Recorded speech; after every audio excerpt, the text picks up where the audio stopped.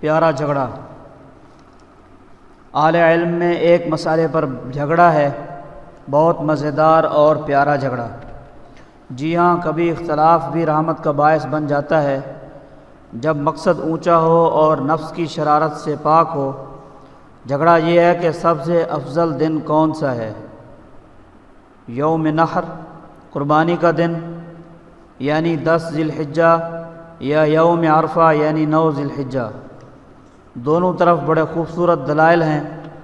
ایک قربانی کا دن ہے جسے حضرت آقا مدنی صلی اللہ علیہ وسلم نے اعظم الایام عند اللہ فرمایا ہے، اللہ تعالیٰ کے نزدیک سب سے بڑا دن۔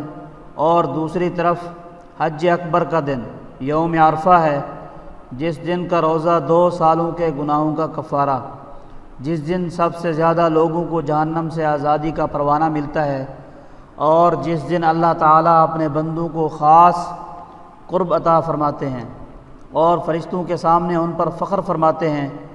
دونوں دن بڑے قیمتی، کوشش کریں کہ دونوں کو حاصل کر لیا جائے۔ عرفہ کے دن روزہ اور نحر کے دن قربانی، اور دونوں دنوں میں اللہ تعالیٰ کا خوب ذکر، خوب تسبیح اور خوب لا الہ الا اللہ کا ورد یعنی تحلیل۔